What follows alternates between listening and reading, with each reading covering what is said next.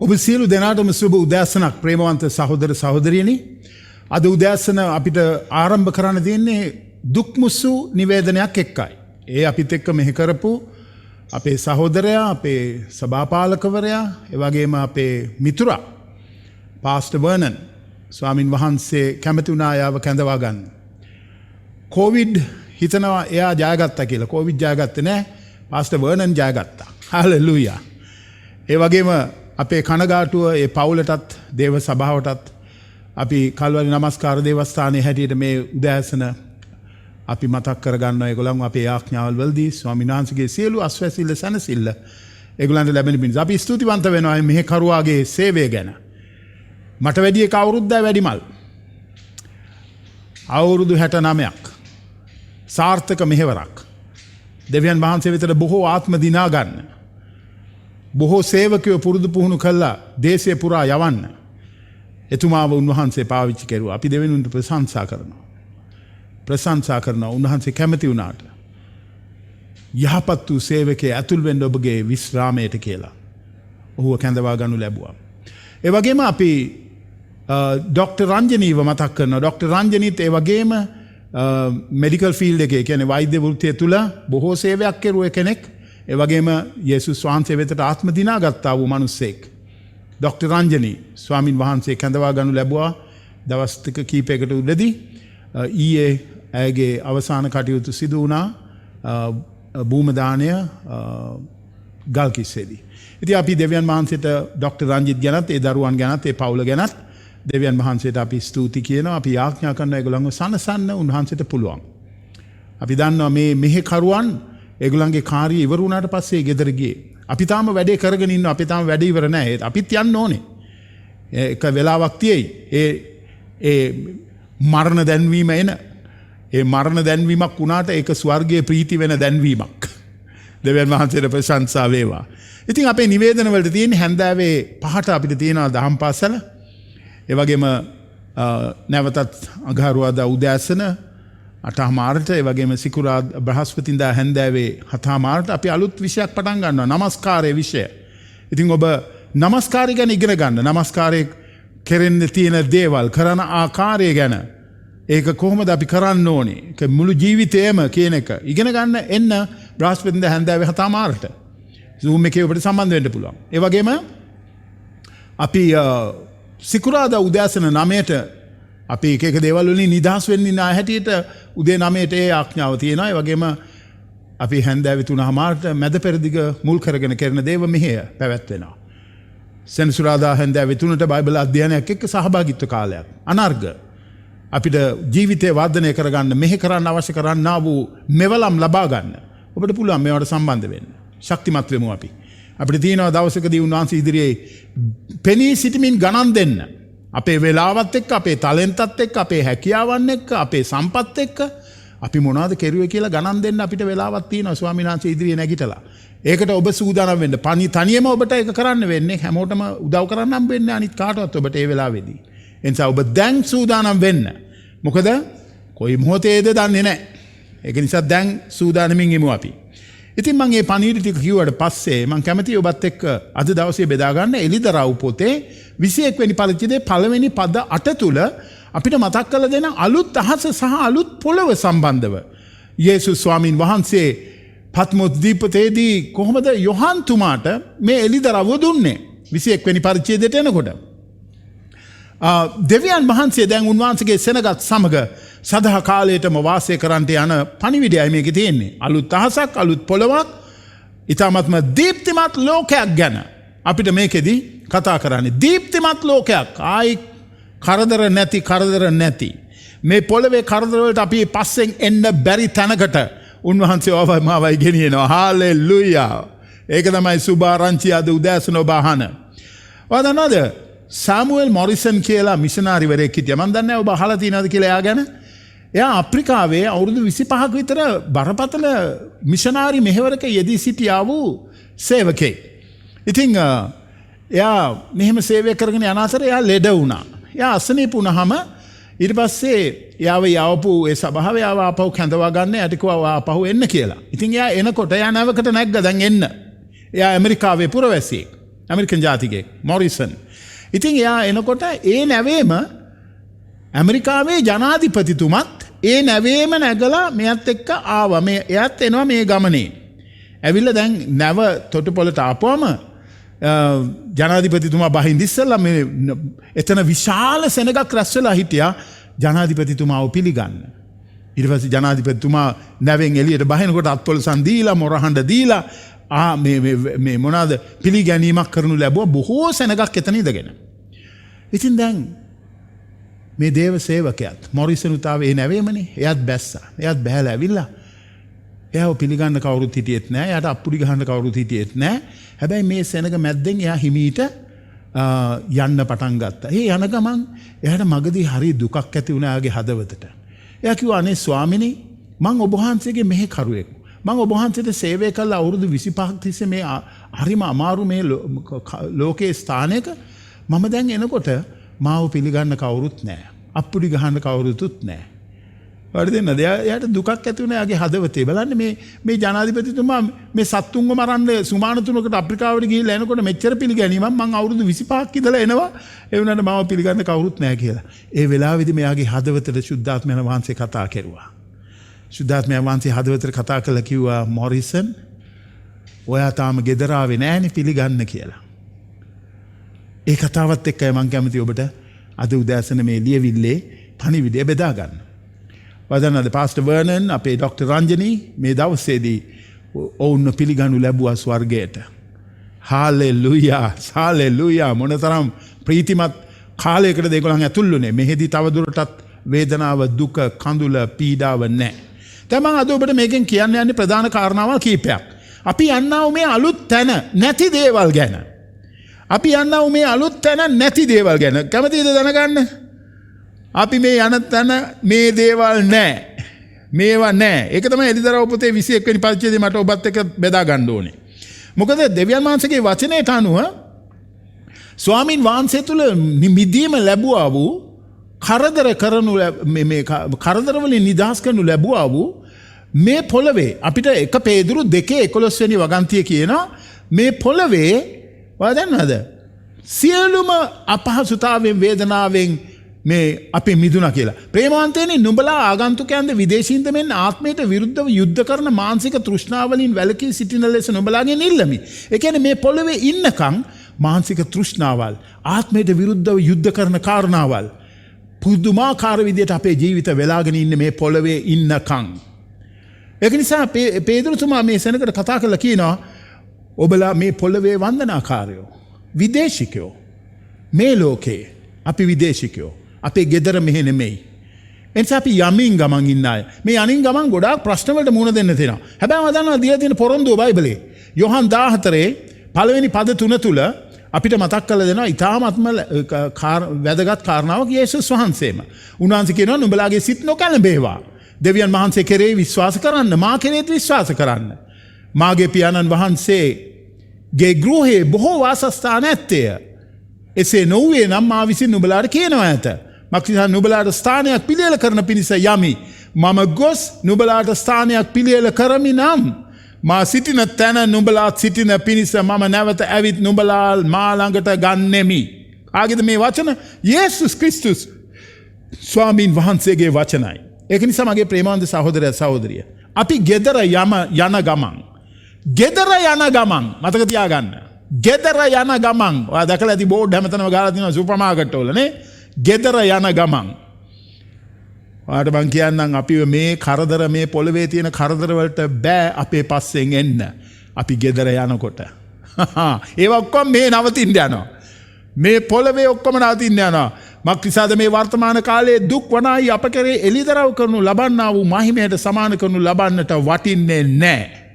Hallelujah. ඒක තමයි ලියවිල්ල අපිට අද උදෑසන ධෛර්යය ලබලා දෙන්නේ. ඉතින් අපේ ජීවිතේට ඉන්න හතුරෝ ඔයාලද ගොඩක් කාරණාවල් තියෙනවානේ. අපි මේ ජීවිතේ අපිට කරදර කරන ගොඩක් කාරණාවල් තියෙනවානේ. ඒව තවත් අපිට කරදර කරන්න බෑ. ඉතාමත්ම අප්‍රසන්න අශෝභන ඔයාලද තේරුණාද? තර්ජනාත්මක දේවල් වලින් පිරීලා මේ පොළවේ ජීවිතය. හැබැයි මේවට තව දුරටත් ඔබටත් මට කරදර කරන්න බෑ. ඔබ උන්වහන්සේ වදාගෙන ඉන්න උන්වහන්සේත් එක්ක ගෙදර යමින් ගමන් ඉන්න කෙනෙක් නම් කවදාවත් මේ දේවල් ඔයාගේ පස්සෙන් එන්නේ නැහැ. මේවා මෙහෙදී ඉවරයි. අපිට දෙන බලාපොරොත්තුව බලන්න. බලාපොරොත්තුව පුදුම බලාපොරොත්තුවක් දෙවියන් වහන්සේ දෙන්නේ. අපේ මේ ජීවිතයට එරෙහිව සතුරුකම් කරන මරණය, රෝග, අධෛර්යවත් වීම, අපේ ජීවිතවල තියෙන කනස්සල්ලවල්, අපිව කඩාවට්ටන නපුරාගේ විවිධාකාර කරදර බාධාවල් මේ ගමනේදී අපිව අනාරක්ෂිත කරලා අපිට ගොඩක් අමාරු කරන්න ඌ පුදුමාකාර උත්සාහයක යෙදෙනවා නපුරා. මේ පොළවේ ගමන එහෙම තමයි. අපි ඔක්කොමලට එහෙමයි. ඔයාට එක විදිහකට මට තවත් විදිහකට. ඉතින් මේ අද කියවන මේ පරිච්ඡේදය තුල මේ පද 8 තුල ස්වාමින් වහන්සේ අපිට සිහිපත් කරලා දෙනවා මේ එකකටවත් ඔබ පස්සෙන් එන්න බෑ කියලා. ඒක තමයි මට කියන්න ඕනේ ඔබට අද. මේ පද 8 තුල තිබෙනා වූ කාරණා වලින් මට ඔබට කියන්න ඕනේ මේ එකකටවත් ඔබගේ පස්සෙන් එන්න බෑ කියලා. දවසක් එනවා. මේ අපේ ගමන අවසාන වෙන. එතකොට අපි බොහොම ආරක්ෂිතව අපේ පියාණන්ගේ නිවසට යන දවසක් එනවා. ඒ දවස උදා වුණා සමහරක් අපිට අපි දන්නා වූ ඊටාත්ම අපිට සමීපව හිටියා වූ අයට ඒක උදා වෙලා තියෙනවා. අපිටත් ඒක උදා වෙන්න යනවා. ඒකට ඔබ සූදානම් වෙන්න. අපි එතකොට ඉන්නේ යන්නේ සමාදානයෙන් පිරිස්ථානයක. ආරක්ෂාවෙන් පිරිස්ථානයක. සම්පූර්ණ වූ ස්ථානයක. කිසිම අඩුපාඩුවක් නැති ස්ථානයක. එක ස්ථානයයි. ඒ අපේ දෙවිපියාණන් වහන්සේ අපේ ජේසුස් ක්‍රිස්තුස් ස්වාමීන් වහන්සේ ශුද්ධාත්මයන් වහන්සේ වැඩ වාසය කරන එකම ස්ථානය ස්වර්ගය. එතනට උන්වහන්සේ අපිව ගෙන යන ගමන් මේ ඉන්නේ. ඉතින් අපි මේ යන ගමනේදී ගොඩක් කරදර වලට මුහුණ දෙනවා. ඒක ඇත්තයි. නෑ කිව්වොත් එහෙම ඔබ බොරු කියන්නේ. ඔයා දන්නවද? සමහරක් අය ඔබ දැනටත් මේ දැන් මේක අහගෙන ඉන්න ඔබත් මේ වෙලාවේදී සමහරකට පරාජයටපත් වෙලා අධෛර්යවත් වෙලා වියවුල් වෙලා ඉන්නා වූ කෙනෙක් වෙන්න ඇති අද දවසෙත් මේ පණිවිඩය අහගෙන ඉන්නේ. මම කැමතියි ඔබ ධෛර්යවත් කරන්න. ඒවට බෑ ඔබ පස්සෙන් එන්න. මේ පොළවේදී ඒවා ඉවරයි. ඔයා දන්නවද? ඒක තමයි අනර්ගම පණිවිඩය අපි දැනගන්න ඕනේ. බයිබලයේ අපිට මතක් කරලා දෙනවා අපිට ඊටාත්ම ඊට වඩා හොඳ රෝම 8:18 වෙනි වගන්තිය. ඊටාත්ම සුදුසු ස්ථානය මොකද්ද? මහිමාන්විත ස්ථානය මොකද්ද?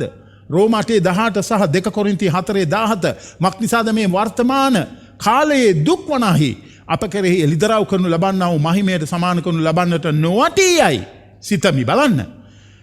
සුදෝ පවුල්තුමා කියන කතාව රෝම පොතේ රෝම වාසීන්ට. ඊට පස්සේ 2 කොරින්ති 4:17 කියනවා මොහොතකට පවතින අපේ සැහැල්ලු දුක පෙනෙන දේ නෙවෙයි නොපෙනෙන දේ බලා සිටින්නා වූ අපිට ඊ타ත්ම වැඩි වශයෙන් සදාකාල තේජස් භාරයක් සාදා දෙනවා කියලා. මක්නිසාද පෙනෙන දේ කාලිකයි නොපෙනෙන දේ සදාකාලිකයි කියලා. පවුල්තුමා 2 කොරින්ති 4 වෙනි පරිච්ඡේදයේ 17 වෙනි වගන්තිය අපිට මතක් කරලා දෙනවා. ඉතින් මේ ඔක්කොම తాවකාලික දේවල්. ඉතින් මේ උදෑසන අපි මේ සාකච්ඡා කරන්නා වූ කාලයේ අපිට මතක් කරලා දෙන්න යනවා මේ එක කරදරයකටවත් අපි වනුගමනය කරන්න බෑ අපි යන තැනට. මෙහෙන් ඒවා ඉවරයි. කැමතිද ඔබ ඒ ආරංචියට? ශක්තිමත් වෙන්න. ශක්තිමත් වෙන්න. ස්වාමීන් වහන්සේ තුල ප්‍රීති වෙන්න. මේ දවසට සූදානම් වෙන්න. හාලෙලූයා. එතකම් මේ කරදර තියෙනවා අපිත් එක්ක යන්න. ඉතින් මම ඒක උඩ කැමති පළවෙනි කාරණාව ඔබට කතා කරලා මතක් කරලා දෙන්න. කාරණාවල් 4ක් මම සිහිපත් කරනවා ඔබට අද. කාරණාවල් 4ක්. පළවෙනි එක තමයි කරදර පීඩාවන් අපේ පස්සෙන් එන්න යනවා. දැන් මේ අපේ පස්සේ දැන් අපි ජීවත් වෙන මේ පොළවේ අපේ පස්සේ එනවා හැමදාම කරදර. හැමදාම පීඩාවල්. මොකද දන්නවද? යෝබ් පොතේ 4:14 වෙනි පරිච්ඡේදයේ පළවෙනි පදය අපිට කියන්නේ මොකද්ද? යෝබ් 14 පළවෙනි පදය, යෝබ් 5:7 වෙනි පදය, යෝහන් 16:33 වෙනි පදය. බලන්න යෝබ් 14 එක කියන ස්ත්‍රියකින් උපන් මිනිසයා ස්වල්ප දවසක් පවතිනා වූ කරදරයෙන් පූර්ණ වූ කෙනෙක් කියලා. ස්වල්ප දවසක් පවතිනා වූ කරදර වලින් සුභාරංචියක් නෙමෙයිද? ස්ත්‍රියකගෙන් උපන් මිනිසයා ස්වල්ප දවසක් පවතිනා වූ කරදර වලින් පූර්ණ වූ කෙනෙක් කියනවා. ඊට පස්සේ කියනවා 5:7 වෙනි පදයේ එසේය ගිනි පුපුරු උඩ නගින්නාක් මෙන් මිනිසයා දුක් විඳීමට ඉපදිලා තියෙනවා කියලා. බලන්න මේක තමයි මේ විස්තරේ බයිබලයේ අපිට කියලා දෙන්නේ. ඒකයි ධෛර්යවත් වෙන්න. මේ අපි ඉන්නේ වැටුණු පොළොවක. මේ ඉන්නේ පාපයෙන් පිරිච්ච පොළොවක. අපි ඉන්නේ මහිමෙන් හීන වෙච්ච මිනිස්සු ඇටියට. මනුෂ්‍ය දුක් විඳීමට ඉපදිලා තියෙනවා කියලා. යේසුස් වහන්සේ කිව්වා මත යොහන් 16 උන්වහන්සේ කිව්වා මම මේවා කියලා තියෙනවා. මා තුල නුඹලාට සමාදානය තිබෙන පිණිස මේ දේවල් නුඹලාට කිව්වා. ලෝකේ නුඹලාට පීඩා තියෙනවා. නමුත් ධෛර්යවත් වෙන්න මම ලෝකේ ජයගත්තා. ඒ නිසා මා තුල තියෙන ශාන්තිය අත්දකින්න කියලා උන්වහන්සේ කියනවා 16:33 වෙනි වගන්තියේ. ප්‍රේමවන්ත සහෝදරය සහෝදරිය මේ වචන වලින් අපි ධෛර්යවත් වෙමු. අපි ශක්තිමත් වෙමු මේ උදෑසනත්. ආමේන්. 1 පේදුරු 4:12 අපිට කියනවා ප්‍රේමවන්තයනි නුඹලා සෝදිසි කිරීම පැමිණෙන පිණිස නුඹලා අතරේ තිබෙන ගිනිමය පීඩාව ගැන අපූර්ව කාරණාවක් සිද්ධ වෙන්නක් මෙන් පුදුම වෙන්න එපා කියලා. ඔයා පුදුම වෙනවද ඔයාගේ ජීවිතේ වෙන්නා වූ මේ කරදර ගැන? එන පීඩාවල් ගැන, එන දුක් වේදනාවල් ගැන පුදුම වෙන්න එපා. මොකද ලියවිල්ල කියනවා මේවා එනවා කියලා. ඉතින් මේ පීඩාවන් මේවා අනිවාර්යයෙන්ම මූණ දෙන්න තියෙනා වූ කොටසක්. ඉතින් ඒ නිසා මේ කාමරේ දැන් මේ අපිත් එක්ක ඉන්නා වූ එක්කෙනෙක්වත් නැහැ. මේක අහගෙන ඉන්න ඔබ එක්කෙනෙක්වත් නැහැ. මේ පීඩාවල වලින් බේරිලා යන්න පුළුවන්. මේ කරදර පීඩාවල වලින් බේරෙන්න පුළුවන්. මේ ඛේද වාචකයන්ගෙන් බේරෙන්න පුළුවන්. එක්කෙනෙක්වත් මෙතන නැහැ. ඔක්කොමල මේවට මූණ දෙන්න තියෙනවා. දවස ගානේ මූණ දෙන්න තියෙනවා.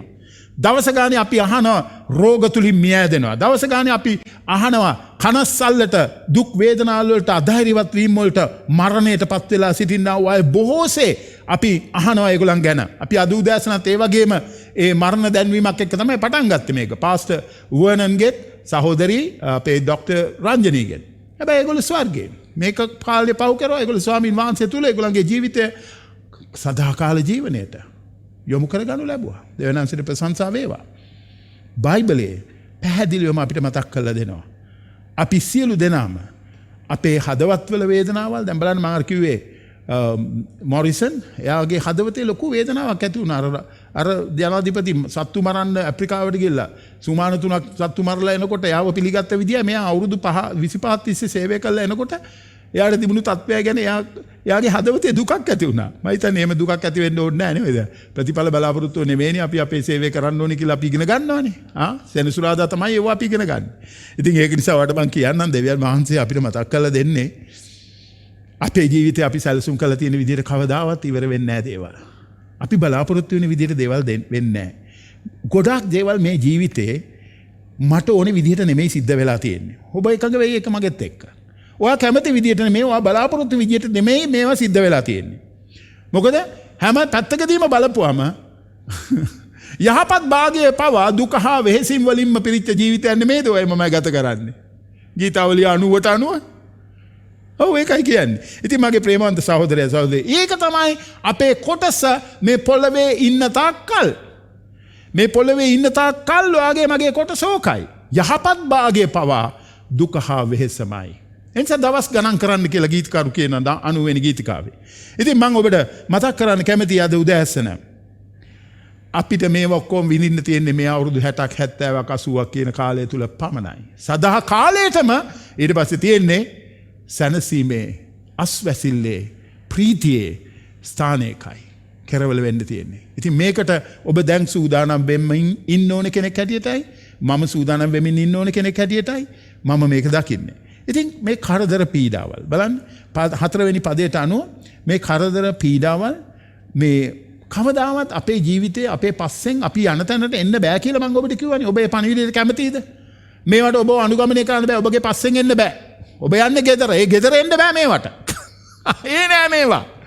මෙහෙන් ඉවරයි. මෙහෙන් ඉවරයි. මේ වන්දනා ගමනේ යනකම් විතරයි මේ ටික තියෙන්නේ. අපි මේ ලෝකේ අතහැර යනකොට එක්කෝ ඔසවා ගැනීමෙන් වෙන්න පුළුවන්. එහෙම නැත්නම් වෙනත් ආකාරයකින් වෙන්න බලන්න. කොවිඩ් වලින් හරි වෙන්න පුළුවන්. දැන් පාස්ටර් වර්නන් මේ ස්වර්ගස්ත උනේ කොවිඩ් එක හරහා. කොවිඩ් එක තමයි යාගේ මරණයට හේතු උනේ. හුස්ම ගන්න අමාරුකමෙන් එයා ගොඩ කාලයක් හිටියා ආරෝග්‍යශාල ගත වෙලා. ඒකෙදී තමයි යාගේ ජීවිතය එතන ස්වාමින් වහන්සේ වෙතට යන අලුත් ජීවිතයේ ආරම්භය පටන් ගත්තේ. ඉතින් මගේ ප්‍රේමවන්ත සහෝදර සහෝදරිය මේ ලෝකේ අපි හැර යනකොට එක්ක අපි ඔසවා ගැනීමෙන් නැත්නම් අපේ ශාරීරික විවිධාකාර දේවල් වලට ගොදුරු වීම තුල මරණය තුලින් සහතික ලෙසම අපිට මතක් කරලා දෙන්නේ අපි මේ පීඩාවට පත් කරන්නා වූ දේවල් වලට ඔයත් එක්ක ගෙදර යන්න බෑ කියලායි. හාලෙලූයා. ඒක හොඳ ආරංචියක් නෙමෙයිද? මෙහෙදි ඉවරයි ඒවා. ඒක තමයි මට කියන්න මරණය. බලන්න ස්වර්ගයේ මරණය නැහැ. ස්වර්ගයේ මිනිවලවල් නැහැ. මරණය නැහැ ස්වර්ගයේ. ස්වර්ගයේ ඔයා මිනිවලවල් කපන්නේ නැහැ. මිනිවලවල් නැහැ ස්වර්ගේ. කවදාවත් ආපහු දුක, වේදනාව, ශෝකය අපේ දැන් බලන්න මේ අපේ සහෝදර සහෝදරියන් ස්වර්ගස්ත වුණාට පස්සේ වටේ ඉඳගෙන ඒගොල්ලන්ට දුකයි. ඉතින් අපිට දුකයි මේ අපිත් එක්ක හිටපාවු අපේ සගයෝ ස්වාමීන් වහන්සේ වෙතට අපිව හැරලා යන එක ගැන අපිට දුකයි. හැබැයි ඒ දුක ලෝකේ දුක් වෙන්නක් මෙන් නෙමෙයි කියලා අපිට 1 කොරින්ති 1 තෙසලෝනික 1 තෙසලෝනික 4:13 වෙනි පදේ ඉඳලා කියනවා. අපි ශෝකවන්නේ ලෝකේ දුක් වෙනවා වගේ නෙමෙයි කියලා. ඒක නිසා මරණය එනවා. දැන් මේ මරණය එනකොට වේදනාව එනකොට වර්ධනවාද අපිව හැර ගියා වූ අය ගැන අපි දුක් වෙනකොට 1 කොරින්ති 15 ඉඳලා 56 ඒ පදවල අපිට මතක් කරලා දෙනවා 1 කොරින්ති 15 51 ඉඳලා 54ට මක්නිසා දිරණ සුළු මේ මෙන්න නුඹලාට රහසක් කියමි. අපි සියල්ලෝම නොසැතපෙන්නෙමු. නමුත් අන්තිම හොරනෑව පිඹින කල මොහොතකින් ඇසිපිය හෙළන ක්ෂණයකින් අපි සියල්ලෝම වෙනස් කරනු ලබන්නෙමු.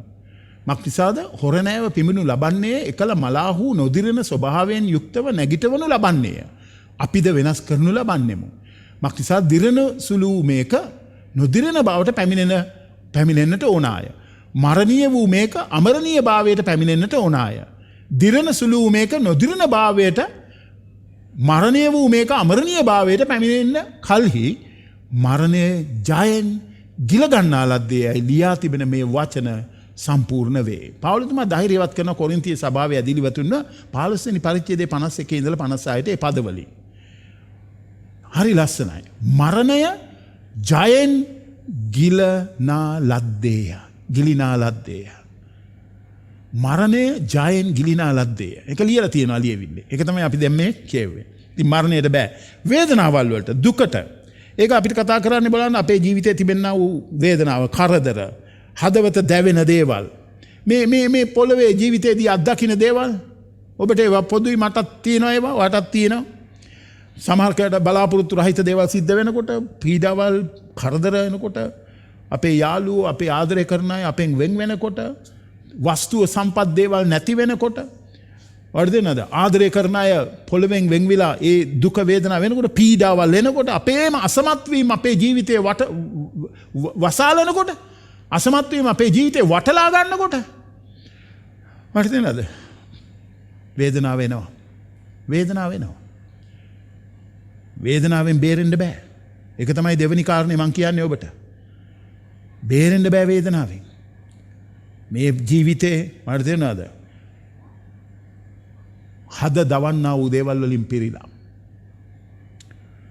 ඒ වගේම පිරීලා. හැබැයි මේවා එකකටවත් පස්සෙන් එන්න බෑ අපේ. අඬන සුළු භාවය. බලන්න අපි වැඩේම අඬනවා. නේද? ඒකෙන් අපිට මතක් කරන්නේ මොකද්ද? අපි හුඟක් වෙලාවට මේ ජීවිතයේ විවිධාකාර අවස්ථාවන් නිසා අපි හුඟක් මේ දුකට අඬන තත්වයට පත් වෙන මිනිස්සු අපි. හරියට දුක් වෙනවා. කැඩුණු හදවත් එක්ක මේ ජීවිතේ එක දේවල් සිද්ධ වෙනකොට. ඉතින් සමහරක් වෙලාවට අපි මේ ලණුවේ කෙරවලට ඇවිල්ලා අපි දන්නේ නැහැ කොහේ යනවද කියලා අපි. මොකද්ද වෙන්න යන්නේ කියලා දන්නෙත් නැහැ. මේ දේවල් කවදාවත් මහිමාන්විත ජීවිතේ සිද්ධ වෙන්න නැහැ. ඒව සිද්ධ වෙන්න බෑ එතන නැහැ. මේ දේවල් මට ජීවිතේ මෙහෙ කරදර කරයි. මේ වේදනාවල්, මේ පීඩාවන් මේ පොළවේදී මට අරගෙන ඇවිල්ලා මගේ බලාපොරොත්තු නැති කරන තැනට මාව පත් කරන්න උත්සාහ කරයි. මේ ඇති වෙන ඛේද වාචකයන්, අපි මුහුණ දෙන්නා වූ තවත් විවිධාකාර වූ උපද්‍රවයන් මේ පොළවේදී. මේවා කවදාවත් අපේ පස්සෙන් එන්න ආපහු බෑ. මේවා මෙහෙදී ඉවරයි. ඒක තමයි සුභාරංචිය. මේ එකක්වත් එන්න බෑ මගෙත් එක්ක මගේ පස්සෙන්. එකක්වත් එන්න බෑ. ඉස්පිරිතාල නෑ. කැඩුණු බිඳුණු තැලුණු හදවත් තියෙන නිවෙස් නෑ. කැඩුණු බිඳුණු හදවත් තියෙන මිනිස්සු නෑ. පීඩාවල් නෑ. මහා පීඩාවල් නෑ. අපි සදාකාලෙටම සැනසීමේ මහිමේ ස්ථානය. ඒක ගැනයි අපි මේ උදෑසන කතා කරන්නේ. කඳුළු නෑ. වර්ධනද කඳුළු. කොච්චර කඳුළු කතාවල් තියෙනවද අපිට නේද? අහන්න. කඳුළු කතාවල්. සෑහෙන්න තියෙනවා කඳුළු කතාවල් අහන්න.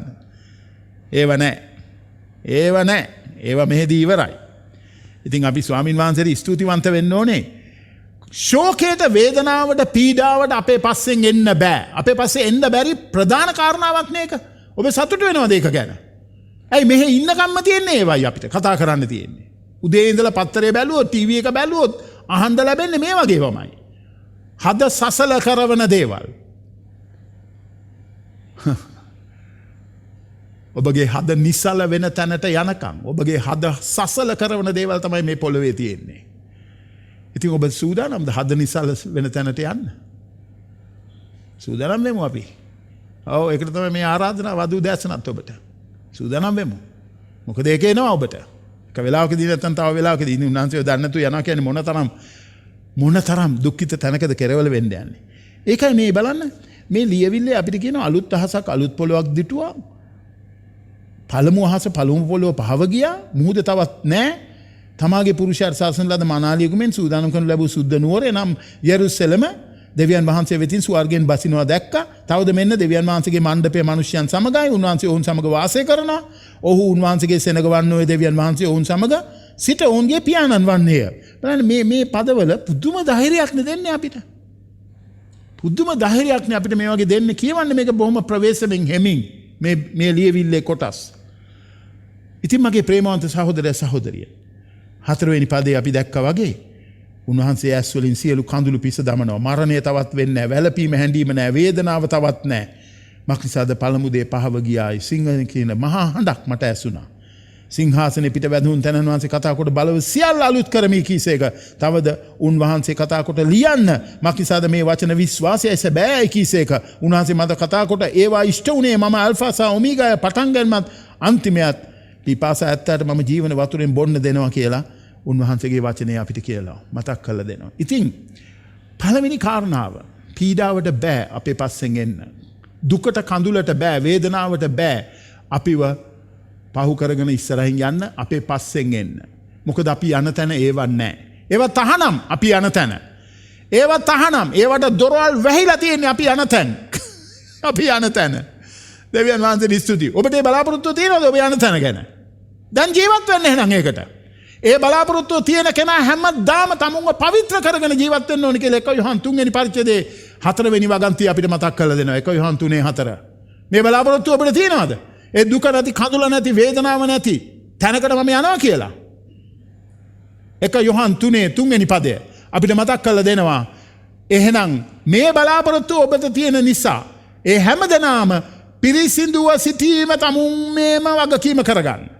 තමුන්ම පිරිසිදු කරගන්නවා කියලා 3 වෙනි පදේ කියන්නේ. ප්‍රේමන්ත සහෝදරය සහෝදරිය තියෙනවද ඔබට මේ බලාපොරොත්තුව? දුක කඳුල වේදනාව ප්‍රශ්න නැති තැනක ඔබ කෙරවල වෙන්න. එහෙනම් ඒ බලාපොරොත්තුව තියෙනවා නම් ඔබ වගකීම බාර ගන්න. ඔබම දවස ගානේ පවිත්‍ර වෙමින් දෙවිඳුන් එක්ක ජීවත් වෙන්න. එක එකනා සමග කෝන්තර තියෙනවා නම් අපහැදිලි තැන් තියෙනවා නම් විසඳ ගන්න.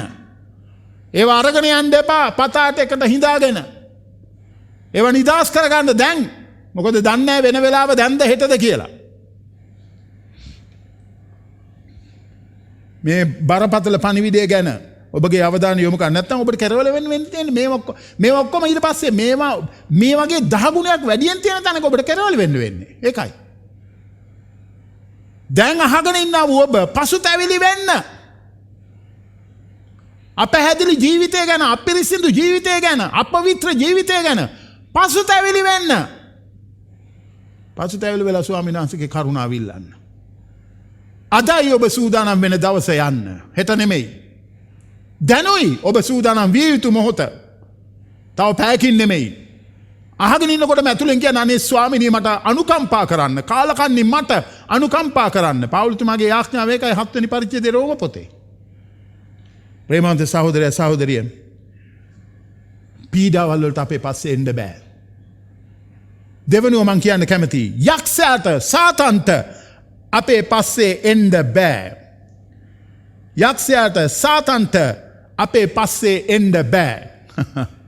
හාලෙලූයා. යක්ෂයා තමයි මේ පොළොව ඉඳගෙන මේ ඔක්කොම වද හිංසා පමුණවන්න පීඩා පමුණවන්න අපි ඉඩ දෙනවා උට. ඒකයි වැඩේ. යේසුස් වහන්සේත් එක්ක ජීවත් වෙනවා කියන මිනිස්සුත් මේවට ඉඩ දෙනවා. ඒකයි වැඩේ. යක්ෂයාට උගේ දේවල් කරන්න. සාතන්ට බෑ අපි යන තැනට අපිත් එක්ක එන්න. සාතන්ට බෑ. හැබැයි යන්න අපි යන්න ඉස්සෙල්ලා ඌ නිතරම ගිහිල්ලා චෝදනා කරනවා කියලා මම ඔබට කිව්වා. ඌ චෝදකයා. යන්න ඉස්සෙල්ලා ඌ යනවා එක කතන්දර ගිහිල්ලා කියන්නේ දෙවියන් වහන්සේට අපි ගැන. අපි ගියාට පස්සේ බෑ. අපි ගියාට පස්සේ යකාට දොර වැහිලා තියෙන්නේ. යකාට අතුල් වෙන්න බෑ. ස්වාමීන් වහන්සේට ස්තුතියි සිහිය ඇතුව අවදිව ඉන්න කියලා අපිට බයිබලේ කියන්නේ ඒකයි. විරුද්ධකාරය යක්ෂයා ගොරෝන සිංහෙක් වගේ කවරෙක් ගිලගනින්ද සෝමින් ඔබම දැවිදිනවා. ඒ මෙහෙදී. මෙහෙදී ඉවරයි. යාගේ කෙරුම් ඔක්කොම ඉවරයි මෙහෙදී. වර්ධනනාද? යක්ෂයා සාතන් තමයි මේ ඔක්කොම වේදනාවල් අමරු කරදර දේවල් මිනිසුන්ගේ ජීවිතවලට ගේන්නේ. හැබැයි ඔයා දන්නවද? මේ සාතන් කොච්චර උත්සාහ කරුවත් අපිව පරාජය කරලා කොච්චර උත්සාහ කරුවත් සාතන් අපිව විනාශ කරන්න උට ඒක කවදාවත් කරන්න හම්බ වෙන්නේ නැහැ යේසුස් වහන්සේ නිසා. උට කරන්න බෑ ඒක. ඔබ ඉඩ දෙනවද? උට ඒක කරන්න. ඔබ තමයි ඉඩ දෙන්නේ. ඔබගේ අවකල් ක්‍රියාවල් වලින්. ඔබගේ අවිනිශ්චිත වූ ජීවිතය තුළින්. එතන නිශ්චිතව දෙවිඳුන එක ගමන් කරන්න. හැමදාම. ස්වාමීන් වහන්සේට බයෙන් වෙවුලමින් උන්වහන්සේ ඉදිරියේ ගමන් කරන්න. ඒ නිශ්චිත ඒ සහතිකය ඔබට ඇතුව ජීවත් වෙන්න පුළුවන්කම තියෙදී ඇයි මේ එහාට මෙහාට වැනිවෙන්නේ ඉන්නේ? හරියට ජීවත් වෙන්න දෙවියන් වහන්සේ තුල. යක්ෂයා උගේ ස්වභාවය ප්‍රකාශ වෙන බොහෝ නම් තියෙනවා ඌට. බොහෝ නම් තියෙනවා. එලිදරව්ව නෑ එක අපිට ජෝබ් පොතේ පළවෙනි පරිච්ඡේදයේ 9 ඉඳලා 11ට පදවල ජෝබ් බලන්න පළවෙනි පරිච්ඡේදයේ 9 ඉඳලා 11ට. සාතන් ස්වාමින් වහන්සේට උත්තර දෙමින් ජෝබ් උන්වහන්සේ කෙරෙහි බයවන්නේ නිකමටද? ඔබ වහන්සේ ඔහු වට කරත්, ඔහුගේ ගෙදර වට කරත්, ඔහුට ඇති සියල්ල වට කරත් හැම අතින්ම වැටබැඳ තිබෙනවා නොවේද? ඔබ ඔහුගේ අත් වැඩට ආශිර්වාද කළසේක. ඔහුගේ සම්පත්ද දේශයේ වර්ධනය වී තිබේ. නමුත් ඔබගේ අත දිගු කර ඔහුට ඇති සියල්ලට ගැසුවොත් ඔහු ඔබගේ මුහුණ ඉදිරියේම ඔබ අතහරිනවා ඇතැයි කීවේය. බලන්න යක්ෂයා චෝදකයා. යක්ෂයා චෝදකයා. අපිට මයික බයිබලෙ මතක් කරලා දෙන්නේ යක්ෂයාට දීලා තියෙන නමක් තමයි චෝදකයා කියන එක.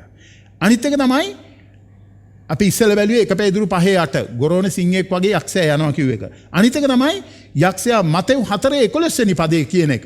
එකල යක්ෂයා උන්වහන්සේ අතහැර ගියේය. සාතන්ට කියනවා යක්ෂයා කියලා මෙතනදී. යක්ෂයා උන්වහන්සේ අතහැර ගියේ. බලව දේවදූතයෝ ඇවිත් උන්වහන්සේට උපස්ථාන කළෝය.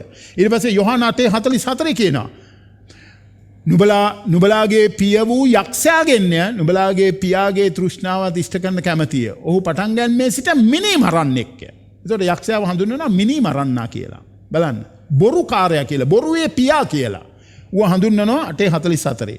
දෙවනි කොරින්ති 4:4 කියනවා යක්ෂයා ඇවිල්ලා නොඇදිලිකාර වූ ඔවුන් තුල දෙවියන් වහන්සේගේ ස්වරූපය වූ ක්‍රිස්තුස් වහන්සේගේ තේජස්සේ සුභාරංචි ආලෝකයේ නොබැබලෙන පිණිස මේ ලෝකේ දෙවියා ඔවුන්ගේ සිත් අන්ධ කළේ. යක්ෂයාව හඳුන්වනවා ලෝකේ දෙවියා හැටියට. ඊට පස්සේ අපිට මතක් කරලා දෙනවා මතෙව් 4:3 යක්ෂයා ඇවිල්ලා පරීක්ෂා කරනු ලබන්නා වූ කෙනා කියලා. පරීක්ෂකයා කියලා. ඌ පරීක්ෂා කරනවා. ඒ කියන එවිට පරීක්ෂකයා උන්වහන්සේ වෙතට ඇවිත් යක්ෂයාට දෙන්න තවත් නමක් තමයි පරීක්ෂකයා.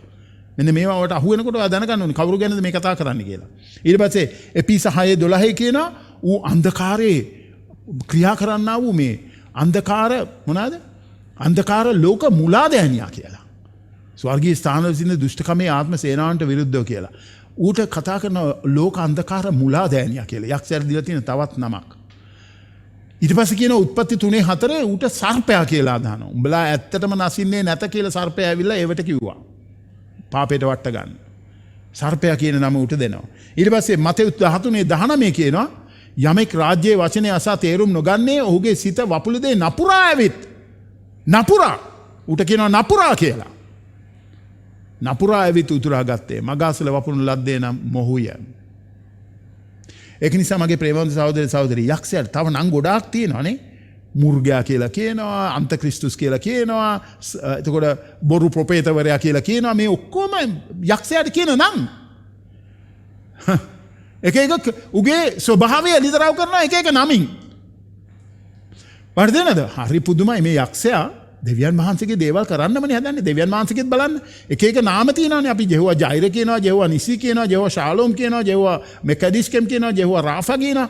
ඒ වගේම නම් වලින් දෙවියන් වහන්සේ ප්‍රකාශ වෙනවානේ. ඒ නම් වල උන්වහන්සේගේ චරිතයනේ ප්‍රකාශ වෙන්නේ. යක්ෂයාත් ඒ වගේ. මම දැන් කිව්වා මේ ඔක්කොම නම් වලින් ප්‍රකාශ වෙන්නේ උගේ චරිතය. ඌ මොන වගේද කියන එක. ඉතින් ඔයාට ඕනේ ඌට සේවය කරන්න. ඔයාට ඕනේ ඌට සේවය කරන්නද? තීරණයක් ගන්න. මම ඔබට අද කියන්න කැමතියි. මේ ඔක්කොම නම් වලින් ඌ ඇවිල්ලා අපිට කරදර කරයි මෙහෙ ඉන්නකම්. හැබැයි ඌට එන්න බෑ ගෙදර මගෙත් එක්ක යන්න. මෙහෙදී ඉවරයි ඌගේ කතාව. ඔබට සහතිකයක් තියෙනවද ඔබ ගෙදර යනවා කියලා? සහතිකයක් තියෙනවද ඔබ යන්නේ සදාකාල නිවහනට කියලා? ඔබ සදාකාලික පියාණන්ගේ තුරුලට කියලා? සහතිකයක් තියෙනවද? ඒ සහතිකය ලබන්න පුළුවන් වෙන පිණිසයි මේ ලියවිල්ල ඔබගේ මගේ අතට දීලා තියෙන්නේ. සහතික කරලා අපිට කියලා තියෙනවා ඔබට ලැබෙනවමයි සදාකාල ජීවනය අදහා ගන්න. පසුතැවිලි වෙලා අදහා ගන්න. ඔබට සදාකාල ජීවනය තියෙනවා. ඒ සහතිකය දෙන්නයි බයිබලයේ ලියවිලා තියෙන්නේ. ඒකයි අපිට යොහන් සුභාරංචියේ 20 වෙනි පරිච්ඡේදයේ අවසාන පදේ කියන්නේ. මේක දීලා තියෙන්නේ මේ ලියවිල්ල. ඒ සහතිකය ඔබට දෙන පිණිසයි. ඔබ සැබවින්ම ස්වර්ගයට යනවා කියන එකට. ඉතින් මගේ ප්‍රේමවන්ත සහෝදරය සහෝදරිය, යක්ෂයාට බෑ. යක්ෂයාට බෑ. බලන්න යොහන් 20:31 වෙනි පදේ කියන නමුත් මේවා ලියන ලද්දේ මේ බයිබලයේ ලියලා නැද්දේ. යේසුස් වහන්සේ දෙවියන් වහන්සේගේ පුත්‍රයා ක්‍රිස්තුස් වහන්සේ බව නුඹලා විශ්වාස කරන පිණිසත් විශ්වාස කොට උන්වහන්සේගේ නාමයෙන් ජීවනය ලබන පිණිසත්ය. සදාකාල ජීවනයේ පොරොන්දු වෙලා තියෙන්නේ. උන්වහන්සේ වදහන්නා වූ කෙනාට. ඉතින් ඔබ කවුරු හරි මේ රැස්වීමේ ඉන්නවා නම් අද මේ Zoom meeting එකේ කරුණා කළා පසුතැවිලි වෙලා අදහා ගන්න දුෂ්ට පාපිෂ්ඨ නපුරු දෙයින් පසුතැවිලි වෙලා හැරෙන්න. නැත්තම් ඔබ යක්ෂයාටත් යක්ෂයාගේ සේනාවටත් හදපු ගිනි විලේ තමයි නතර වෙන්නේ. මතක තියාගන්න. ඒක හොඳ ආරංචියක් නෙමෙයි මිනිස්සුන්ට. අපි බැලුවා පීඩාවල් වලට බෑ අපේ පස්සෙන් එන්න. අපි බැලුවා යක්ෂයාට බෑ අපේ පස්සෙන් එන්න. තුන්වෙනුවා පාපයට බෑ අපේ පස්සෙන් එන්න. වැරදි ක්‍රියාවල් වලට බෑ අපේ පස්සෙන් එන්න. වැරදි ක්‍රියා කිව්වම මම හඳුන්වන්න යන්නේ පාපය ගැන. පාපය ගැන බයිබලයේ බොහෝ නිර්වචනයන් දීලා තිබෙනවා. දෙවියන් වහන්සේගේ විවස්ථාව උල්ලංඝනය කිරීම පාපයයි. හරි දේ දැන නොකිරීම පාපයයි. නොපනත්කම පාපයයි. ඇදහිල්ලක් නැතිකම පාපයයි. බයිබලයේ පාපය විග්‍රහ කරන විවිධ විදිහට එක ස්ථානවල. මේ වැරදි ක්‍රියාවල්. මේ පාපයට මේ වැරදි ක්‍රියාවල් වලට මගේ පස්සෙන් එන්න බෑ මං යන තැනට. ඒවා මෙහෙදී ඉවරයි. මෙහෙදී ඒවා මගේ පස්සෙන් හැමදාම එනවා. ඉතින් බලන්න මේකෙදී මේ දෙවනි පදයට එනකොට අපිට මතක් කරලා දෙන්නේ අපි උන්වහන්සේ අපිව තියන්න යන්නේ කොහෙද දන්නවද? අපිව තියන්න යන්නේ උන්වහන්සේ මේ නව ජෙරුසලමේ. බයිබලයේ කියන නව ජෙරුසලමේ. බලන්න 9 ඉඳලා 11ට පදවල මොකක්ද කියන්නේ කියලා.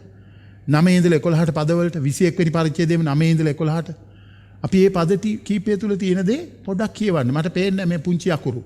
ඒක නිසා මේ 9 ඉඳලා 11ට ස්වාමින් වහන්සේ බලන්න අපිට දෙන සහතිකය මේකේ මොනතරම් ආකාර අලංකාර පොරොන්දුවක්ද උන්වහන්සේ දෙන්නේ.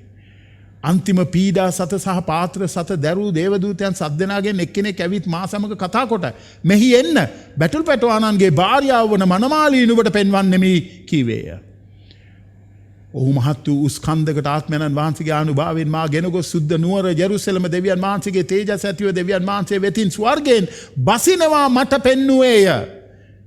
බලන්න ඇගේ ආලෝකය ඉතා අනර්ග වූ මාණික්‍යයකට සමානය නම් පළිඟුමෙන් පැහැදිලි වූ සූර්යකාන්ත ගලක් වගේය. විස්තර කරනවා නව ජෙරුසලම. විස්තර කරනවා ස්වර්ගයෙන් බසින්නා වූ නව ජෙරුසලම.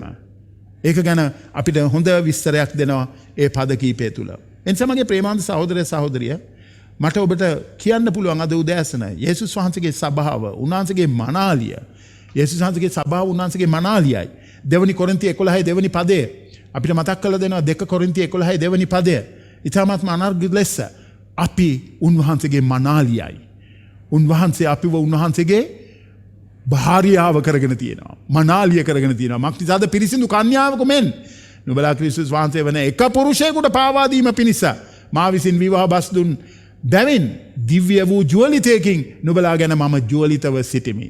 පියාණන් වහන්සේගේ වචනය පුත්‍රයන් වහන්සේ සමග අපේ තිබෙන සම්බන්ධතාවය විග්‍රහ කිරීම. හාලෙලූයා. ඉතින් බලන්න මේකේ මේ නගරය ගැන කතා කරනකොට මේ නගරේ හැම වෙලාවෙම සම්බන්ධ කරලා කතා කරන්නේ නගරයේ වැසියන් ගැන. නගරය ගැන කතා කරනකොට නගරයේ වැසියන් ගැන කතා කරන්නේ. නගරයේ වැසියෝ තමයි ඔය මමයි. අපි තමයි මනමාලිය යේසුස් වහන්සේගේ. ඒක ගැනයි ඒ කතා කරන්නේ. යේසුස් වහන්සේගේ මනාලිය තමයි පින්තූරය.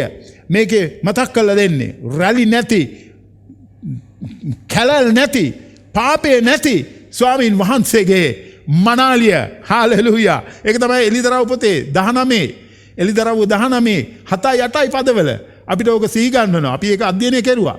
එලිදරව් 19 7 8 පදවල හාලෙලුයා. අපි අතිශයින් ප්‍රීති සන්තෝෂ වෙමු. උන්වහන්සේට ගෞරවය දෙමු. මක්නිසාද බැටළු පැටවානන්ගේ සරණ මංගල්‍යයේ පැමිණියේය. උන්වහන්සේගේ භාර්යාවද සූදානම්ව සිටින්නේය යනුයි. දීප්තිමත් වූ පවිත්‍ර වූ සිහින් වස්ත්‍රයෙන් පැළඳෙන්නට ඇයට ලැබුණේය. සිහින් වස්ත්‍ර නම් සුද්ධවන්තයන්ගේ ධර්මිෂ්ඨ ක්‍රියාය. හාලෙලූයා. අපි අධ්‍යයනය කෙරුවා. එනිසා මම ඔබට කියන්නම් මේකෙන් අපිට මතක් කරලා දෙන්නේ සීපත් කළ සහ තේරුම් කරලා දෙන්නේ අපි වෙනස් වෙන්න යනවා. උන්වහන්සේගේ අභිමුඛය මෙහෙමම නෙමෙයි. වෙනස් වෙන්න යනවා අපේ ජීවිත. උන්වහන්සේගේ අභිමුඛ මහිමාන්විත ශරීරයක් එක්ක වෙනස් වෙන්න යනවා. එතකොට මේ අපිව අපවිත්‍ර කරපු අපිව විකෘති කරපු සියලු කාරණාවල් මේ පොළවෙන් ඉවරයි. ඒවා අපිත් එක්ක පිටිපස්සෙන් අපේ එන්න බෑ. මෙහෙන් ඉවරයි. පොළවෙන් ඉවරයි. ඉතින් මගේ ප්‍රේමවන්ත සහෝදරයෝ සහෝදරිය මේ බලාපොරොත්තුව මම ඔබට අද මේ ගේන්නේ උදෑසන. ඉතින් මේ බලාපොරොත්තුවට ඇතුල් වෙන්න ඔබ ඇතුල් වෙලා නැත්නම් කවුරු හරි ඉන්නව නම් මේකේ තාම. ඇතුල් වෙන්න මේ බලාපොරොත්තුවට. මේ දුෂ්ට නපුරු පාපිෂ්ඨ වූ සාපලත් වූ මේ මානසික ජීවිතය මේක නවතිනවා මෙහෙන්. එතකොට මට තවදුරටත් රුචියක් නැහැ පව් කරන්න. මොකද පාපේ එතන නැහැ. තවදුරටත් රුචියක් නැහැ පව් කරන්න. තවදුරටත් දක්ෂකම් හැකියාවක් නැහැ මට පව් කරන්න. අර බයිබලයේ එක තැනක දාවිත් රජු කියනවානේ නේද? නිර්භීතකමින් පව් කරන එකෙන් මාව වළක්වන්න කියලා. නිර්භීතකමින් පව් කරන එකෙන් මාව වළක්වන්න කියලා පාවුල් දාවිත් රජතුමා කියන එක තැනක. ඉතින් මම ඔබට කියන්නම් අපි මේ කාමරයේ මේ අද අහගෙන ඉන්න හැම කෙනෙක්ම වර්ධනනාද? අපේ මාංශයත් එක්ක අපි පොරබදින අය නේද?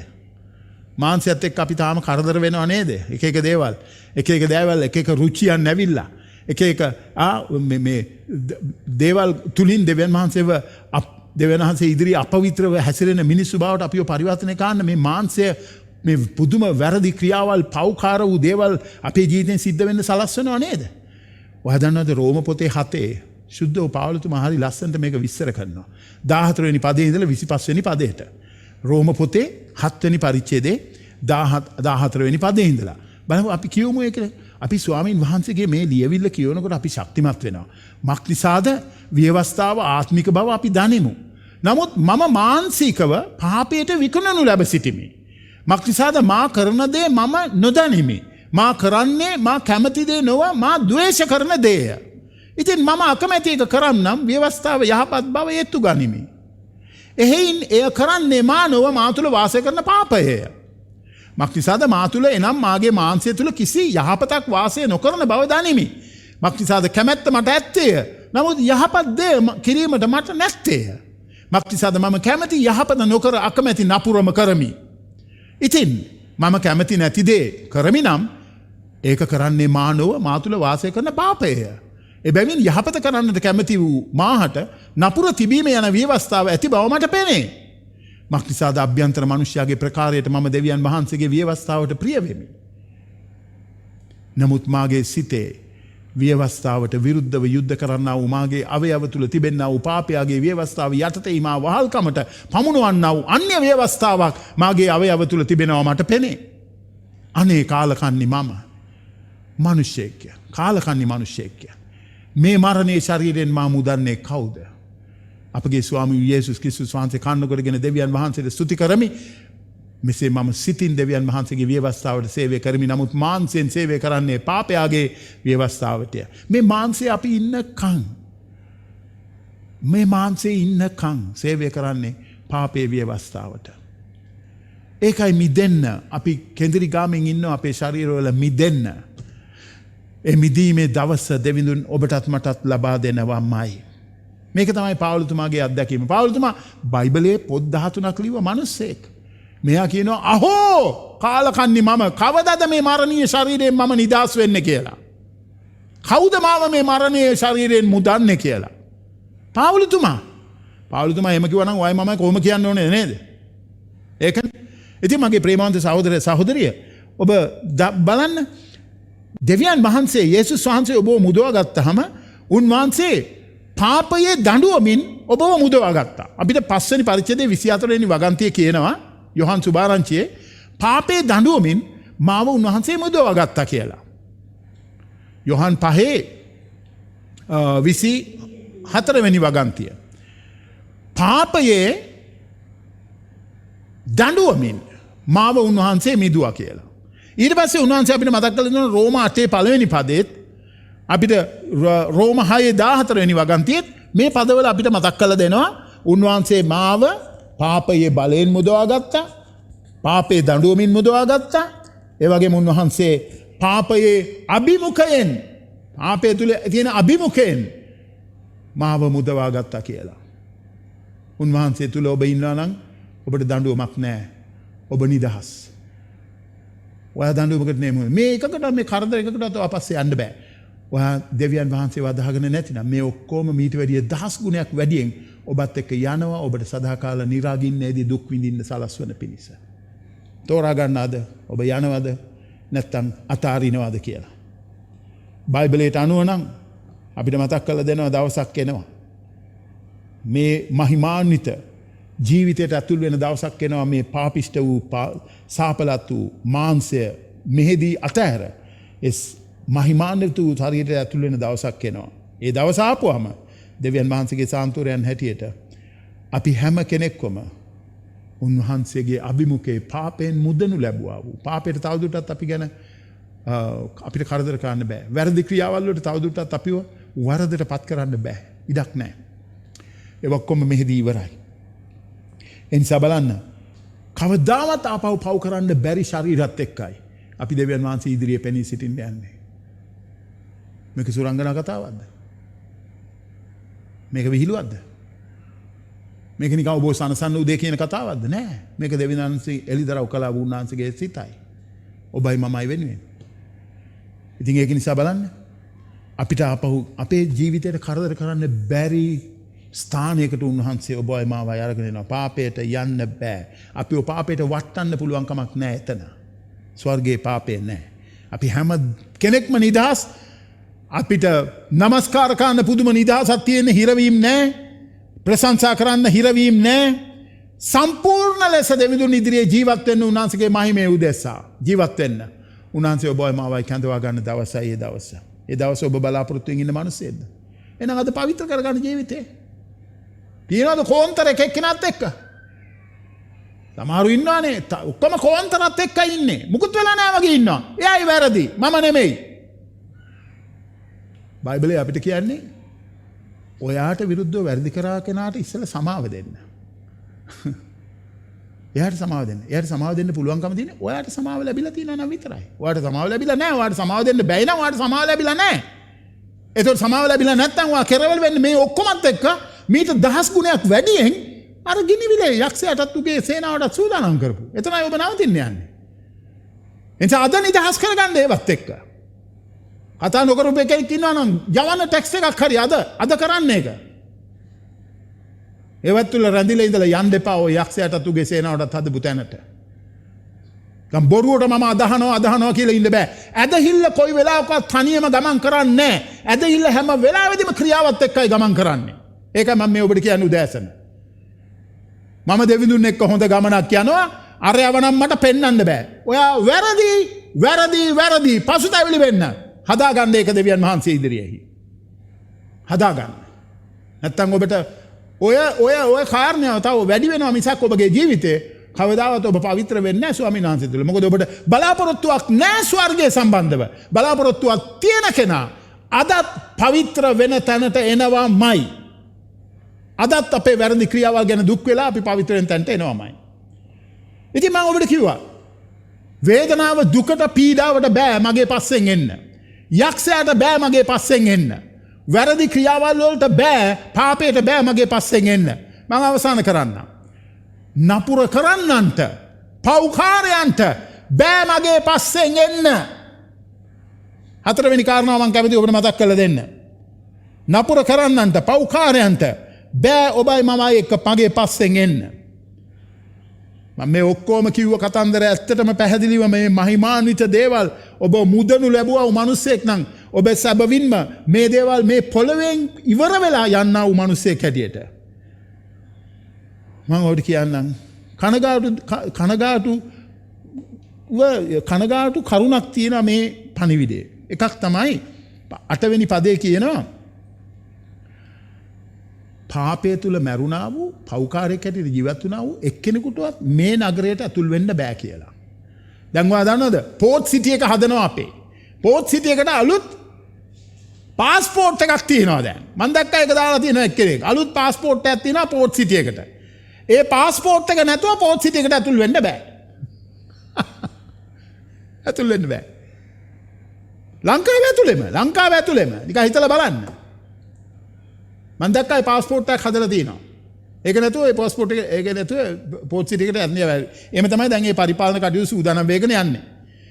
ඉතින් මං මෙතනදී අපිට මතක් කරලා දෙන්නේ මේ පව්කාරයට කිසිම වෙලාවක මේ පව්කාරයට පුළුවන් කමක් නැහැ මගේ පස්සෙන් ඇවිල්ලා මේ නගරයට ඇතුල් වෙන්න. එහෙම බෑ. එයාට බෑ. එයාට දොර වැහිලා තියෙන්නේ. ඉතින් ඔබ ඉන්නේ මොන වගේ තත්වයකද? පව්කාරයේ තත්වයේද ඔබ ඉන්නේ? පසුතැවිලි වෙලා නැද්ද? පාපේ කියලා දීලා අතාරින්න තීරණ අරගෙන නැද්ද? එහින් නුඹලාගේ පාපවල නුඹලා මැරෙනවා ඇතයි නුඹලාට කියමි. මක්නිසාද මේ මමයයි නුඹලා විශ්වාස කළොත් මිස නැත්නම් නුඹලාගේ පාපවල නුඹලා මැරෙන්න හුය. උන්වහන්සේ කිව්වේ යොහන් 8:24 වෙනි වගන්තියේ. මිනිස්සු මේ පොළව හැර යනවා දෙආකාරයකට.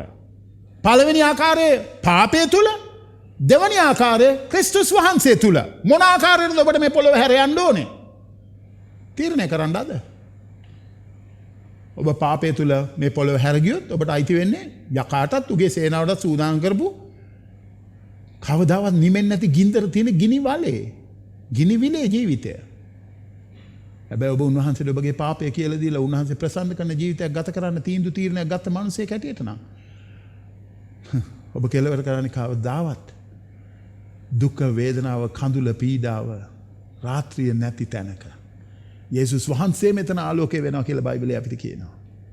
මොනතරම් පැහැදිලි සුභාරංචියකටද අපි මේ අද දවසේ අවනත වෙලා තියෙන්නේ. අලුත් කරගන්න සිතුවිලි ඔබගේ ජීවිතේ මගේ ප්‍රේමාන්ත සහෝදරය සහෝදරිය. පව්කාරයට ඉඩක් නැහැ. මේ දොර වැහිලා තියෙන්නේ මේ නගරයට ඇතුල් වෙන්න බෑ පව්කාරයට. ඒක තමයි එයා ගෙවන්න තියෙන්නේ. යේසුස් වහන්සේව ප්‍රතික්ෂේප කිරීම සම්බන්ධව එයාට ගෙවන්න තියෙන මිල තමයි ඒක. නිකන් හිතලා බලන්න මම එදා කිව්වා පොත් ඇරෙනවා කියලා. ජීවතුන්ගේ නම් ලියවිලා තියෙන පොත්. ජීවතුන් ජීවත් වෙලා ඉන්නදී කරපු දේවල් ලියවෙන පොත්. මේ ඔක්කොම දිගෑරෙනවා කියලා මං කිව්වා ඔබට.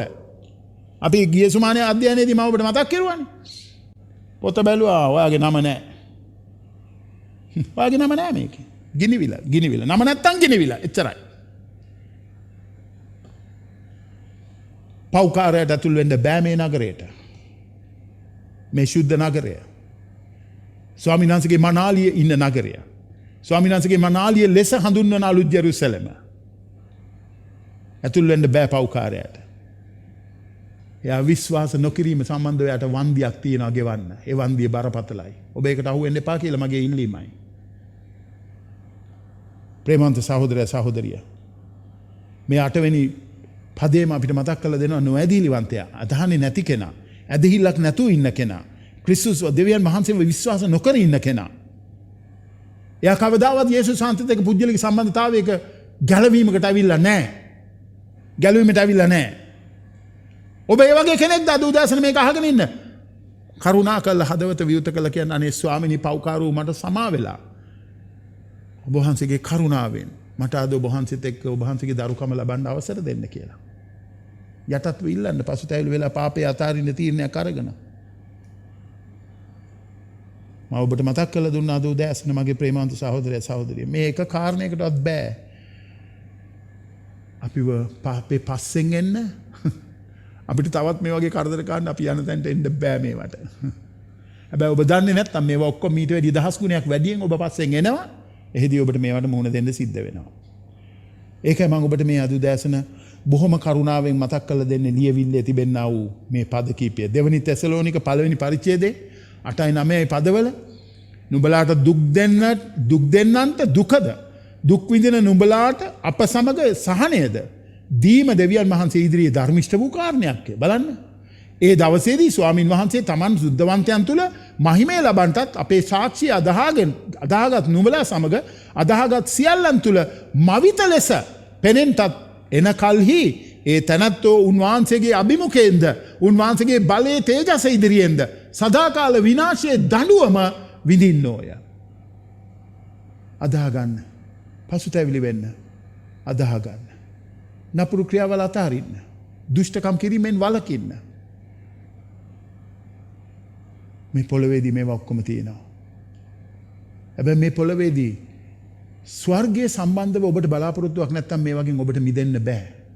ස්වර්ගයේ සම්බන්ධව බලාපොරොත්තුවක් ඔබට එන්න තියෙන එකම ක්‍රමයයි ස්වාමින් වහන්සේට ජීවිතේ පාලනය බාර දීම තුලයි. එතකොට ඔබට එනවා ස්වර්ගයේ සම්බන්ධව බලාපොරොත්තුවක්. එතකොට මේ බලාපොරොත්තුව ඔබ මෙහිදී ජීවත් කරනවා පවිත්‍ර වෙන්න දවස ගානේ දෙවියන්සේ අකමැති අප්‍රසන්න වූ දේ තුලින්. ඉතින් මගේ ප්‍රේමාන්ත සහෝදරය සහෝදරිය. ඒක තමයි මට අද ඔබට කියන්න පෙළඹුණේ මේ කාරණය තුල. මේ පද 8 තුල ගැබ්බෙලා තිබෙන ප්‍රධාන කාරණාවල් 4ක්. මොනවාද? පීඩාව, දුක් කරදර අපේ පස්සෙන් එන්න බෑ. අපි මේ යන තැනට. යක්ෂයාට, සාතන්ට, බොරු ප්‍රොපේතවරයාට අපේ පස්සෙන් එන්න බෑ. අපි මේ යන තැනට. වැරදි ක්‍රියාවල් වලට, පාපයට අපේ පස්සෙන් එන්න බෑ. අපි මේ යන තැනට. නපුරු කරන්නන්ට, දුෂ්ටයන්ට, අධර්මිෂ්ඨයන්ට අපිත් එක්ක එන්න බෑ මේ අපි යන්නා වූ තැනට. මොනතරම් හොඳ ආරංචියක්ද කියලා හිතලා බලන්නකො. මොනතරම් සුබ ආරංචියක්ද කියලා. ඔබ කැමති නැද්ද මේ ඔක්කොම අතහැරලා නැත්නම් මේගොල්ලෝ ඔබට ඕනෙම කරන ඒගොල්ලෝද? පීඩාව ඕනේද? කරදර ඕනේද? සාතන් බොරු ප්‍රොපේතවරයා ඔබට ඕනේද? වැරදි ක්‍රියාවල් පාපේ ඔබට ඕනේද? ඒව අතාරින්න බැයිද? නපුරු කර කර ඉඳ කැමති? එහෙනම් ඔබ කවදාවත් මෙතන කෙරවල වෙන්නේ නැහැ. ඔබ කෙරවල වෙන්නේ මේවා මීට වැඩිය 10 ගුණයක් වැඩියෙන් සිද්ධ වෙන්නා වූ නපුරා වෙනුවෙන් හදලා තියෙන ගිනි විලෙත් දුක් විඳින්නයි. ඒ නිසා මම ඔබට කියන්නම්. ඔබට ඇත්තටම ඕන නම් මේකෙන් මිදෙන්න. මම පොඩි රුකුලක් ඔබට දෙන්නම් අද උදෑසන. පළවෙනි කාරණාව. ඔබ කොහොමද මේක අත්පත් කරගන්න ඔබ ගත යුතු තීරණය මොකද්ද? පළවෙනි කාරණාව. අවබෝධ කරගන්න මම නැති වෙලා ඉන්න පව්කාර දුෂ්ට මිනිසෙක් කියලා. රෝම පොතේ 3 වෙනි පරිච්ඡේදයේ 10 ඉඳලා 23 වෙනි පද දක්වා අපි කියවනකොට ඒකේ හරි පැහැදිලිව කියනවා. එක ධර්මිෂ්ඨයෙක්වත් නැහැ. ඒ ගැන මෙසේ ලියා තිබේ ධර්මිෂ්ඨ කෙනෙක් නැහැ. එක්කෙනෙක්වත් නැහැ. තේරුම් ගන්නා වූ කිසිවෙක් නැහැ. දෙවියන් වහන්සේ සොයන්නා වූ කෙනෙක් නැහැ. සියල්ලෝ අහක්ව ගියෝය එක්ව නිෂ්ප්‍රයෝජන වූ යහපත කරන්නෙක් නැත. එසේ එක්කෙනෙක් පමණවත් නැත. ඔවුන්ගේ උගුර විවර වූ මිනිවලක්ය. ඔහු තමුන්ගේ දිව්වලින් වංචාකම් කළෝය. ඔවුන්ගේ තොල් යට පොළොන් විස තිබේ. ඔවුන්ගේ මුකේ ශාපෙන්ද තිත්තකමෙන්ද පූර්ණය. ඔවුන්ගේ පාදලේ ඇගිරීමට කඩිසරය. ඔවුන්ගේ මාර්ගවල විනාශයත් කාලකන්නිකමක් තිබේ. ඔහු සමාදානයේ මාර්ගයේද දැන නොගත්තෝය. ඔවුන්ගේ ඇස් සමුවේ දෙවියන් වහන්සේ ඔවුන් කෙරෙහි බයක් නැත යනුයි. ප්‍රේමවන්ත සහෝදරි සහෝදරි, මේ විස්තර වෙන්නේ වාවද? මේ විස්තර වෙන්නේ මාවද? ඔයා හිතනද ඔයා ධර්මිෂ්ඨයි කියලා? ඔයා හිතනද ඔයා යහපත්කම් කරන කෙනෙක් කියලා? බයිබලයේ කියන එක්කෙනෙක්වත් එහෙම එක්කෙනෙක් බයිබලයේ කියනවා නෑ කියලා. ධර්මිෂ්ඨ කෙනෙක් නෑ, යහපත් කෙනෙක් නෑ, දෙවිඳුන් හොයන කෙනෙක් නෑ.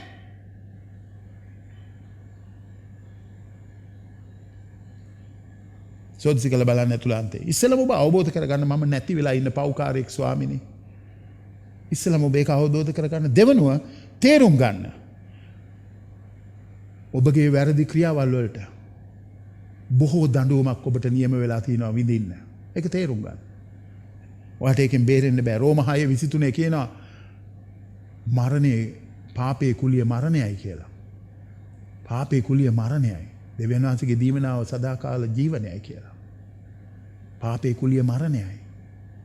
ඒ නිසා ඔබ අවබෝධ කරගන්න ඕනේ බරපතල දඬුවම මට විඳින්න තියෙන. රෝම පොතේ 5:12ත් අපිට ඒක මතක් කරලා දෙනවා. බරපතල දඬුවමකට අපි යටත් වෙලා ඉන්නේ අපේ පාපය නිසා. එහින් එක් මිනිසෙක් කර්ණකොටගෙන පාපය කර්ණකොටගෙන මරණයත් ලෝකෙට ඇතුළු වුණාක් මෙන් සියලු මිනිසයන් පව් කළ බැවින් සියල්ලන් කරේ මරණයද පැමිණුණේය. මරණය ඇවිල්ලා ස්වභාවික දෙයක් නෙමෙයි. මරණය ඇවිල්ලා පාපේ කුලියයි. වර්ධනද පාපේ කුලියයි. මරණය කියන එක ස්වභාවික දෙයක් නෙමෙයි. ගීතාවලිය 90 අපිට කියන්නේ මරණය ස්වභාවික දෙයක් නෙමෙයි. ඒක නිසා මගේ ප්‍රේමවන්ත සහෝදරය සහෝදරිය අවබෝධ කරගන්න. ඔබ විඳින්න මහා බරපතල දඬුවමකට යටත් වූ මිනිස්සෙක් ඔබයි මමයි. තුන්වෙනුව අවබෝධ කරගන්න. දෙවියන් වහන්සේ ඔබට කොච්චර ආදරේද? උන්වහන්සේගේ ඒකජාත පුත්‍රයාණන් පොළොවට එවන්න තරම් ඔබ වෙනුවෙන් මැරෙන්න ඔබගේ පව් දරාගෙන ඔබ මේකෙන් නිදහස් කරන්න උන්වහන්සේ කැමති වුණා. අවබෝධ කරගන්න. රෝම 5 වෙනි පරිච්ඡේදයේ 8 වෙනි පදයේ අපිට කියනවා අපි පව්කාරයන්ව සිටියේදී යේසුස් ක්‍රිස්තුස් ස්වාමීන් වහන්සේ කුරුසේ මැරුණා කියලා. ඒක තමයි දෙවියන් වහන්සේගේ අප කෙරෙහි තියෙන ප්‍රේමය අපිට දැක්වූ ආකාරය. අපි පව්කාරයන් සිටී අප වෙනුවට ක්‍රිස්තුස් වහන්සේගේ මරණය විඳින්නට සැලැස්සුවා. ඉතින් මගේ ප්‍රේමවන්ත සහෝදරය සහෝදරිය අවබෝධ කරගන්න.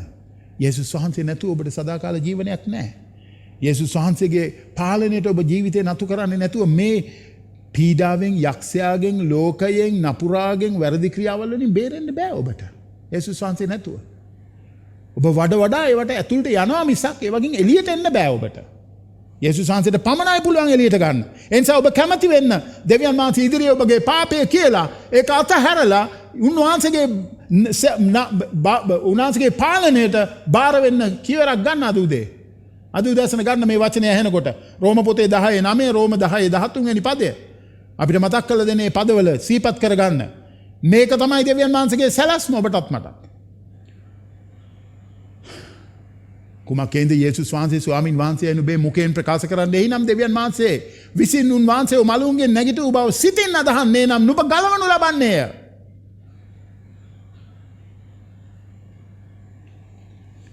වෙන කිසිම දෙයක් නැහැ. මේක තමයි දෙවියන්ගේ සැලැස්ම අපේ මිදීමට. ඉතින් ඔබ අවබෝධ කරගන්න මම නැති වෙලා ඉන්න පව්කාරයෙක් කියලා තේරුම් කරගන්න මට විශාල වන්දියක් තියෙනවා ගෙවන්න. ඒක යේසුස් වහන්සේ ගෙවන්න ඕනේ කියලා අවබෝධ කරගන්න. යේසුස් ස්වාමීන් වහන්සේ පොළොවට ආවේ මගේ පව් වෙනුවෙන් මැරෙන්න කියලා කැමති වෙන්න. උන්වහන්සේ ඉදිරියේ ඔබගේ පාපය කියලා අතහැරලා උන්වහන්සේගේ පාලනයට ජීවිතේ බාර කරන්න. ඒක තමයි දෙවිඳුන් ඔබගේ මගිනුයි අද උදෑසන ඉල්ලන්නේ. ඔබ එහෙම කෙරුවේ නැත්තම් මම මේ කතා කරපු දේවල් ඔක්කොම ඔබගේ පස්සෙන් එනවා. ඔබට ඒවා දහස් ගුණයෙන් වැඩි වෙලා යකාටත් උගේ ස්ථානයටත් නියම කරලා තිබෙනා උගිනි විලේ තමයි ඔබට නවතින්න වෙන්නේ. මේක ඔබ බය කරන්න කියන කතාවක් නෙමෙයි. මේක තමයි ඇත්ත. ඉතින් මේකෙන් බේරෙන්න තියෙන්නේ ඇත්තට මුහුණ දීම තුලිනුයි. විවෘත කරන්න හදවත ස්වාමින් වහන්සේට. ඉල්ලන්න කරුණාව දෙවියන් වහන්සේගේ. අපේ වැරදි ක්‍රියාවන් තමයි අපිව මරණයට පත් කරලා තියෙන්නේ. යේසුස් වහන්සේ ආවේ ඒකට වන්දි ගෙවලා අපිව ඒකෙන් නිදහස් කරලා දෙන්නයි. වෙන කිසිම දෙයකට බෑ ඔබගේ ආත්මය ගලවන්න. මේ ඉරයට වෙන නමක් නෑ මිනිස්සෙකුට ගැලවෙන්න පුළුවන්. ක්‍රියා 4:12 වෙනි වගන්තිය කියනවා මේ ඉරයට වෙන නමක් නෑ. යෝහන් 6:14 වෙනි පදය. වෙන කිසියෙකු තුල ගැලවීම නැත. මක්නිසාද අපේ ගැලවීමට අවශ්‍ය වූ මිනිස්සෙක් අතරේ දෙන ලද වෙන කිසි නාමයක් ස්වර්ගයෙන් යට නැත්තේ. ඒ නාමය යේසුස් වහන්සේයි. හාලෙලූයා. ප්‍රේමවන්ත සහෝදරය සහෝදරිය. අලුත් අහසක් අලුත් පොළවක්. තවත් අපට කරදර කළ නොහැකි තර්ජන කරන්න වූ අසෝබන වූ දේට අපිව අනුගමනය කරන්න ඉඩක් නැති තැනකට දෙවිඳුන් ඔබවත් මාවත් පත් කරලා තියෙනවා. එතනට යන්න. හාලෙලූයා. හාලෙලූයා. එතනට යන විදිය ගැනත් මම ඔබට කිව්වා. ඔබට දැන් හිතෙනවද ඇවිල්ලා ඔබගේ අවශ්‍යතාවය දෙවිඳුන්ට කියන්න ඕනේ කියලා? ඔබගේ තියෙන පීඩනයන්, ඔබගේ ඇතුලේ තියෙන ප්‍රශ්න මම ස්වාමීන් වහන්සේට මේවා කියන්න ඕනේ කියලා ඔබට හිතෙනවද? කිසි බාධාවක් නැහැ. ඔබ ඉන්න තැන ඉඳලා කියන්න. ස්වාමිනේ, පව්කාරව මට සමා වෙන්න. මම මගේ හදවත විවෘත කරනවා ඔබ වහන්සේට. මට උදව් කරන්න. මේ මරණීය ශරීරයෙන් නිදහස් වෙන්න. උන්වහන්සේගේ සම්බන්ධතාවය ගැන ඔබට උන්වහන්සේත් එක්ක කතා කරන්න ඕනේද? සම්බන්ධතාවය ගිලිහිලාද තියෙන්නේ? අලුත් කළ යුතුව තිබෙනවද? එන්න. අපි යාඥා කරමු. අලුත් කරගමු. කිවිසුම අලුත් කරගමු අද උදෑසන. සමහර කලකට ඔබ පොරබදිමින් ඉන්න ඇති. ඔබ උන්වහන්සේ ළඟින් ඉන්න ඕනේ තරමට ඔබට ලං වෙලා ඉන්න බැරි තත්වයක ඔබ පොරබදින කෙනෙක් වෙන්න ඇති. මොකද මාංශයේ ඇල්මවල වලට තියෙන ආසාවල් නිසා. උන්වහන්සේට පුළුවන් ඒක ඔබට හරි ගස්සලා දෙන්න. කැමැති දෙන්න උන්වහන්සේ වෙතට. හදවත විවෘත කරන්න අපි යාඥා කරමු. සර්ව බලධාරී වූ මහෞත්තම ජීවමාන අපගේ දෙවි පියාණනි, මේ මොහොතේදීත් අපි හඳුනා ගන්නවා අපි නැති වෙලා ඉන්න පව්කාරයෝ කියලා. අපි තේරුම් ගන්නවා අපි බොහෝ වන්දියක් වරද නිසා බොහෝ මිලක් ගෙවන්න යුතු වෙලා තිබෙන මිනිස්සු කියලා. අපි අවබෝධ කරගන්නවා ඔබ වහන්සේගේ එක ජාත පුත්‍රයාණන් මේ පොළොවට එව්වා අපේ පාපය වෙනුවෙන් මැරෙන්න කියලා. ස්වාමිනී මම කැමතියි. අපි කැමතියි. ඔබ වහන්සේ වෙතට ඇවිල්ලා අපේ පාපය කියලා දීලා අද උදෑසනත් ඔබ වහන්සේගේ කරුණාවට ඇතුල් වෙන්න. ස්වාමිනී අපේ පාපයට සමා වෙලා ඔබ වහන්සේගේ දරුවෙක් ඇටියට අපිව පිළිගන්න කියලා මේ උදෑසනත් අපි ඉල්ලා සිටිනවා. මේ පොළවේ අපිට වද දෙන්නා වූ පීඩාවද යක්ෂයාද වැරදි ක්‍රියාවල්ද නපුර කරන්නන්ද කවදාවත් ඒගොල්ලන්ට අපේ පස්සෙන් එන්න බැරි බව ඔබ වහන්සේ මේ ලියවිල්ල අපිට සිහිපත් කළ දුන්නට ස්තුතියි. අපි අද බාර වෙනවා ඔබ වහන්සේගේ අතට ආශිර්වාද කරන්න ස්වාමිනී. යේසුස් වහන්සේගේ උතුම් ජීවමාන නාමයෙන්. ආමෙන්. ආමෙන් ආමෙන්.